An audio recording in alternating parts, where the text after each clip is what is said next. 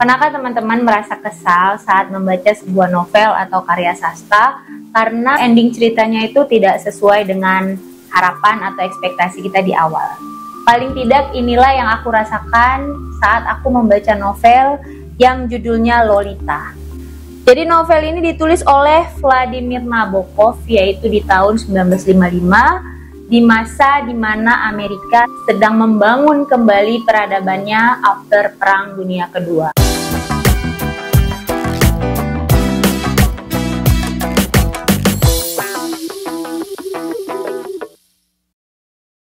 Diceritakan Profesor Humbert, seorang profesor dari sebuah universitas, pindah ke kota kecil di negara bagian Amerika Serikat.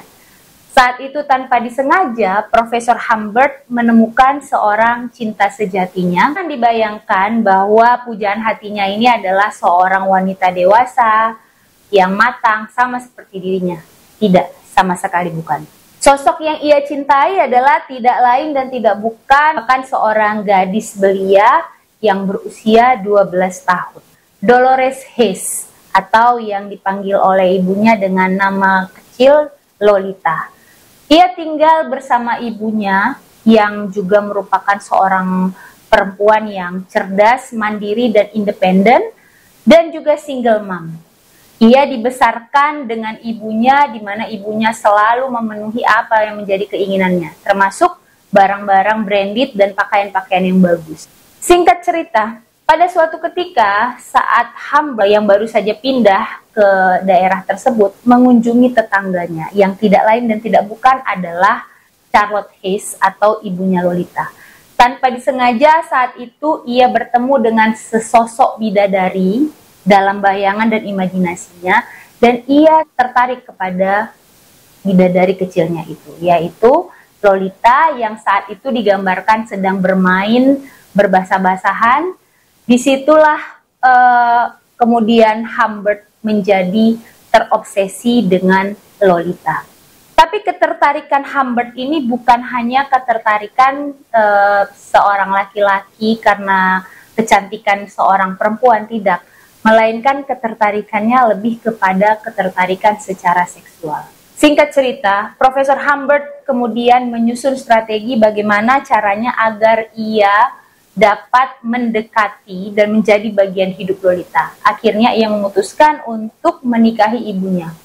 Dan pada saat itu Charlotte yang merasa sudah lama kesepian dan menerima cinta dari Profesor Humbert. Mereka pun menikah dan digambarkan hidup mereka bahagia. Saat itu Profesor Humbert sama sekali tidak digambarkan sebagai laki-laki yang ganjen, yang menggoda Lolita, tidak. Keinginan-keinginan dan hasrat-hasratnya terhadap Lolita ia simpan dan pendam, kemudian ia tuliskan di buku hariannya. Namun pada suatu ketika Charlotte menemukan buku harian yang ditulis oleh Profesor Humbert secara tidak sengaja. Ia pun terkejut, menjadi emosi. Lalu tanpa disengaja ia kemudian pergi ke jalan. Terjadilah peristiwa kecelakaan yang merenggut nyawa Charlotte, sang ibu Lolita. Konflik memang tidak sampai situ. Ternyata kematian dari Charlotte itu membuka peluang bahwa Profesor Humbert kemudian menjadi ayah asuh dari Lolita. Lolita pun berada di dalam pengasuhannya. Namun, ternyata Humbert pun mengutarakan perasaannya kepada Lolita dan gayung pun bersambut. Ternyata Lolita yang pada saat itu bisa dibilang sebagai gadis belia, jangan dibayangkan Lolita yang pada saat itu gadis belia akan menolaknya. Kekesalan saya muncul karena menurut saya Lolita menyambut cinta yang diberikan Humbert. Layaknya pasangan, mereka pun kemudian memadu kasih dan mereka berpindah dari satu kota ke kota lainnya. Itu yang memiliki ketertarikan seksual dengan Lolita akhirnya mendapatkan apa yang ia mau. Lolita memberikan seluruhnya kepada Humbert, memberikan tubuhnya untuk memuaskan Humbert. Sebagai gantinya, Humbert juga memenuhi apa yang dibutuhkan Lolita. Tadi saya sudah mengatakan ya bahwa Lolita itu sejak kecil dibesarkan oleh kemewahan yang diberikan oleh ibunya yang berjuang sebagai seorang single. Nah, ketika ia bersama Humbert, kebiasaan itu semakin dia teruskan. Humbert terus memberikan dia barang-barang bagus, mereka juga menghambur-hamburkan uang, memberikan pakaian bagus, kemudian brand-brand yang pada saat itu digemari oleh remaja semua dipenuhi oleh Humbert. Jadi kita bisa melihat sebenarnya case di dalam novel ini itu tidak hanya berbicara tentang pedofilia Humbert kepada Lolita. Saya melihat lebih jauh lagi, di mana sangat jelas sebenarnya digambarkan oleh Vladimir Nabokov terkait dengan keadaan era berkembangnya kebudayaan pasca modernisme di Amerika after World War II atau Perang Dunia Kedua. Jadi sangat jelas sekali bagaimana budaya konsumerisme ditampilkan dan budaya kapitalisme terus digalakkan di dalam latar belakang novel ini. Representasi yang terjadi di dalam novel ini, representasi tokoh-tokoh yang ditampilkan di dalam novel ini juga mewakili suatu tradisi-tradisi kebudayaan Eropa dan Amerika. Terdapat kontras antara tokoh Humbert, Profesor Humbert, yang merupakan representasi dari Eropa yang kaku, santun, namun penuh kepalsuan. Kemudian Charlotte Hesse sendiri adalah representasi dari perempuan yang bebas, independen, dan tidak mau dikekang. Hal ini juga disinyalir karena pada zaman itu merebaknya pemikiran feminisme yang mulai disuarakan oleh kaum perempuan di Amerika. Tapi uniknya, Vladimir Nabokov justru melunturkan nilai-nilai feminisme. Ia sepertinya berusaha untuk membunuh karakter Charlotte Hesse, di mana walaupun ia seorang perempuan yang independen, akhirnya dia itu tetap tunduk pada laki-laki yang ia cintai.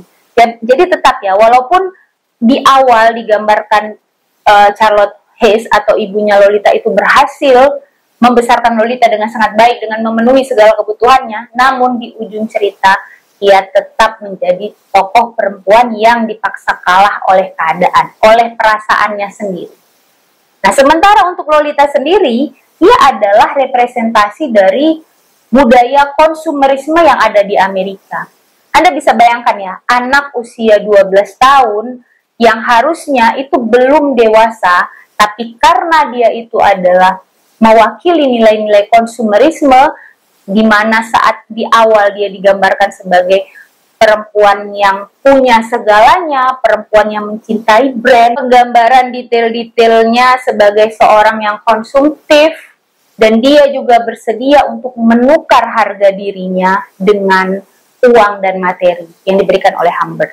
Itu kritikan tajam sebenarnya Vladimir Nabokov, yang kita ketahui bahwa Vladimir Nabokov ini memang seorang Rusia yang bisa dikatakan bahwa dia terasing dari budaya Rusianya sendiri. Pada zaman itu di Rusia itu terjadi konflik ya, jadi memaksa Nabokov dan keluarganya itu berpindah-pindah tempat dari negara Eropa yang satu ke negara Eropa yang lain. Ia pernah menghabiskan masa mudanya di Inggris dan berujung ketika ia pindah ke Amerika dan dia melihat perbedaan budaya yang sangat kontras antara Amerika dan Eropa. Jadi Nabokov ini berhasil dia menjadi seorang penulis saat ia berada di Amerika, bukan saat ia berada di Eropa. Kita membaca karya Nabokov, sepertinya ada ambivalensi antara benci dan cinta ya. Jadi sebenarnya ia mencintai Amerika, tapi dia juga sebenarnya benci dengan budaya-budaya yang sangat konsumtif di sana. Begitu pula dengan Eropa. Di satu sisi ia kadang-kadang menggambarkan keagungan Eropa, tapi kadang-kadang ia juga mencemooh Eropa dengan budayanya yang kaku dan penuh kepalsuan. Jadi mungkin teman-teman jika ingin membahas Lolita, melihat perspektifnya itu tidak harus dikaji dari perspektif pedofilia tokoh utamanya, tapi juga bisa dilihat dari perspektif sosial dan budayanya. Karena ini sepertinya memang berisikan tentang kritik-kritik sosial budaya yang benar-benar melekat sangat kuat di dalam cerita ini. Baik, itu saja mungkin pembahasan kita pada hari ini. Mungkin kita bisa lanjutkan lagi di lain kesempatan dengan pembahasan yang lain lagi. Terima kasih dan jangan lupa terus tonton video saya, dukung saya agar saya selalu semangat ya untuk mengupload video-video selanjutnya yang barangkali punya manfaat bagi teman-teman semua. Dan jangan lupa pula subscribe serta bunyikan lonceng agar tahu video-video terbaru dari saya. Terima kasih.